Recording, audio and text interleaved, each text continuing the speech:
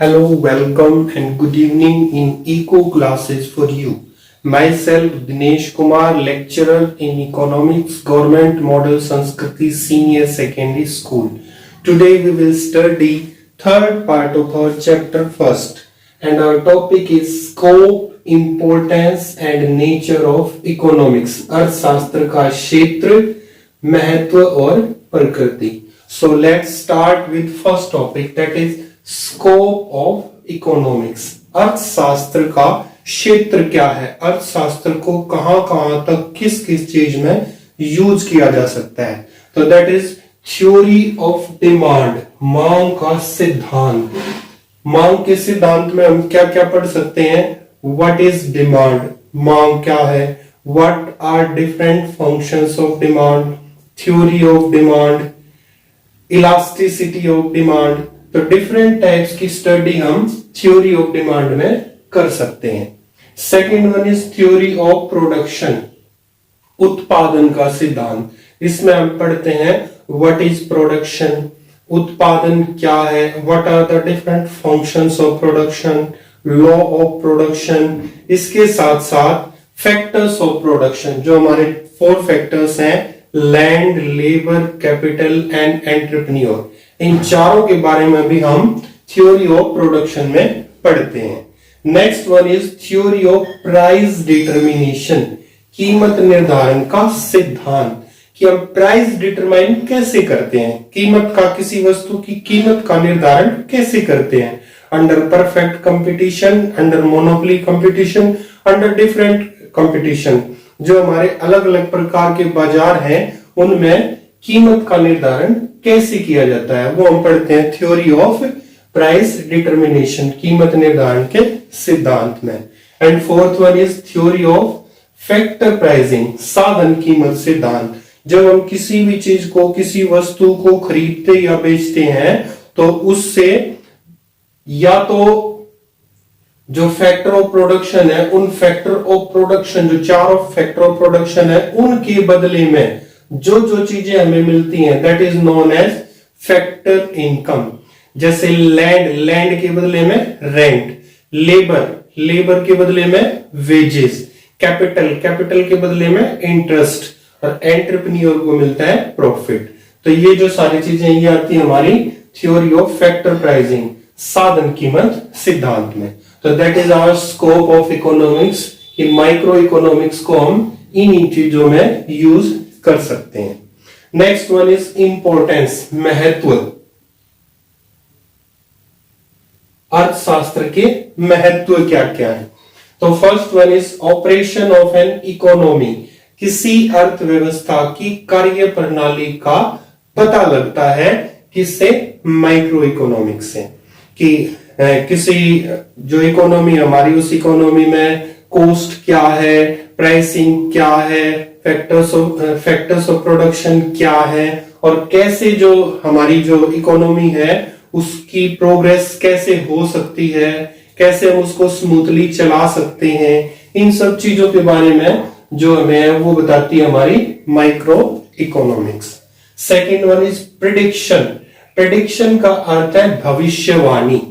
जब हमें किसी चीज का नॉलेज हो जाता है तो उसके बेस पे वी कैन प्रिडिक्ट एनीथिंग, हम कोई ना कोई भविष्यवाणी कर सकते हैं. जैसे जब हमें इकोनॉमिक्स का नॉलेज हो जाता है तो we can say that prices में इंक्रीज और डिक्रीज, इन्फ्लेशन आएगा या डिफ्लेशन आएगा, आने वाले टाइम में प्राइसेस किसी चीज के बढ़ेंगे या घटेंगे. तो वो प्रिडिक्शन हम यहाँ पे कर सकते हैं in micro economics. Next one is economic policies, आर्थिक नीतियां. जो हमारी इकोनॉमिक पॉलिसीज हैं या गवर्नमेंट पॉलिसीज हैं, टैक्सेशन से रिलेटेड पॉलिसीज हैं, डिफरेंट पॉलिसीज है, उसका नॉलेज भी हमें माइक्रो इकोनॉमिक्स में ही होता है. इकोनॉमिक वेलफेयर, आर्थिक कल्याण, लोगों का कल्याण कैसे होगा, वेलफेयर के काम कैसे किए जाएंगे, उन जो सोशल वेलफेयर है, हाउ कैन बी इंक्रीज, उसको हम कैसे इंक्रीज कर सकते हैं, या how can we achieve the target of social welfare, जो सोशल वेलफेयर है उसके टारगेट को कैसे अचीव किया जाता है. ये सारी चीजें भी इनमें भी हेल्प करती है हमारी micro economics. Next one is managerial decision, प्रबंध संबंधी निर्णय। जो माइक्रो इकोनॉमिक्स की जो थ्योरी है that helps in taking decision about different economic activity such as pricing और प्राइस डिटर्मिनेशन और कॉस्ट। तो जो डिफरेंट डिसीजन है, जो मैनेजमेंट डिफरेंट डिसीजन लेती है, उनमें भी हेल्प करती है हमारी micro economics. Last one is international trade. International trade की स्टडी में भी माइक्रो इकोनॉमिक्स हेल्पफुल है। इसमें हम दो चीजें बेसिकली पढ़ते हैं, balance of payment and foreign trade.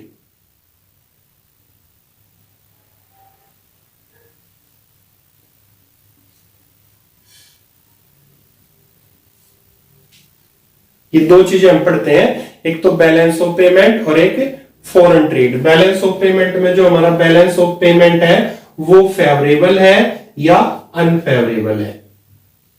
जो फॉरेन ट्रेड है उसमें हमारे इंपोर्ट है, एक्सपोर्ट है, उनको भी हम हमारी माइक्रो इकोनॉमिक्स में स्टडी करते हैं। तो ये हमारी बेसिक जो इंपॉर्टेंस है वो हमारी माइक्रो इकोनॉमिक्स की। नेक्स्ट जो हमारा टॉपिक है that is nature of economics, अर्थशास्त्र की प्रकृति। हमारी जो अर्थशास्त्र है उसकी प्रकृति कैसी है, इसको हम डिवाइड करेंगे, टू पार्ट में डिवाइड करके पढ़ेंगे हम। टू पार्ट कौन से होंगे हमारे, एक तो first one is science and second one is art. जो माइक्रो इकोनॉमिक्स है या इकोनॉमिक्स है उसको हम साइंस कह सकते हैं। Science, what is science?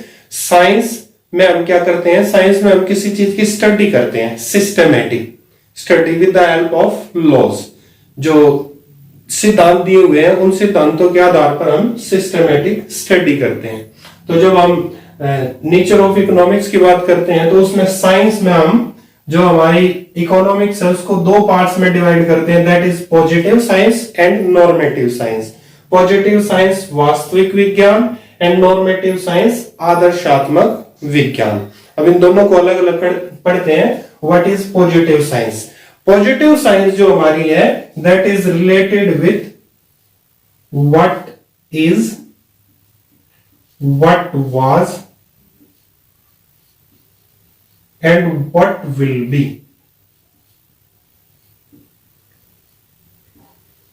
क्या है, क्या था और क्या होगा, इन तीनों से जो रिलेटेड है वो हमारी है वास्तविक विज्ञान। जो इन फैक्ट से रिलेटेड है उसको हम बोलते हैं वास्तविक विज्ञान।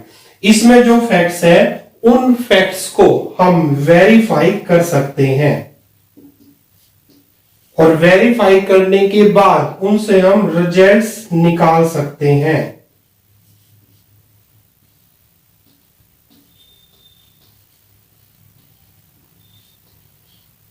और एक चीज और बोलते हैं हम कि इसमें कोई सजेशंस प्रोवाइड नहीं किए जाते।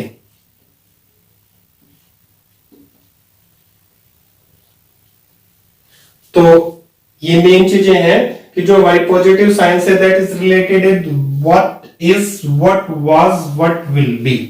और नेक्स्ट कि इसको हम वेरीफाई कर सकते हैं। रिजल्ट से हम जो वेरिफिकेशन है, जो फैक्ट्स है, उनसे हम रिजल्ट को ड्रॉ कर सकते हैं, कोई कंक्लूजन निकाल सकते हैं और इसमें सजेशंस हम नहीं लेते। अब सेकंड वन पढ़ते हैं, नॉर्मेटिव साइंस, आदर्शात्मक विज्ञान। जो आदर्शात्मक विज्ञान है that is related is what ought to be, क्या होना चाहिए। जब हम बात करते हैं क्या होना चाहिए तो that is related with suggestions, सुझाव से संबंधित है। और जो इसमें जो फैक्ट आते हैं, नॉर्मेटिव साइंस में जो फैक्ट्स हैं उन फैक्ट्स को हम वेरीफाई नहीं कर सकते। और जो वेरीफाई नहीं कर सकते तो उनके बेस पे हम जो रिजल्ट्स हैं या जो कंक्लूजन्स हैं वो भी हम ड्रॉ नहीं कर सकते। तो हम एक तरीके से कह सकते हैं कि जो पॉजिटिव साइंस है उसको हम वेरीफाई कर सकते हैं, लेकिन नॉर्मेटिव साइंस में सजेशंस दिए जा सकते हैं जो एक वैल्यू जजमेंट है, जिसमें केवल मूल्यांकन किया जा सकता है। That is our science. Next art, कला। आर्ट क्या है, कला क्या है? Art is application of practical knowledge, जो हमें व्यवहारिक ज्ञान है उसको डेली लाइफ में या कहीं पे यूज कर देना आर्ट है। जैसे हमें इकोनॉमिक्स का नॉलेज है, we know about pricing, inflation, deflation, cost, production, सारी चीजों के बारे में हमें पता है। तो अपनी डेली लाइफ में जब भी हम कुछ खरीदते हैं, कुछ बेचते हैं या कोई भी ट्रांजैक्शन देखते हैं तो उनको हम ऐड कर सकते हैं, जोड़ सकते हैं हमारी जो इकोनॉमिक्स है उससे, तो वो हमारा रिलेटेड हो जाएगा प्रैक्टिकल नॉलेज से। तो दैट इज आर्ट। तो लास्ट में हम इससे कंक्लूजन निकाल सकते हैं नेचर ऑफ इकोनॉमिक्स का कि economics is science as well as art. जो हमारी अर्थशास्त्र है वो कला और विज्ञान दोनों। तो ये हमारा टॉपिक है और इसी के साथ जो हमारा फर्स्ट चैप्टर है वो भी कंप्लीट हो जाता है।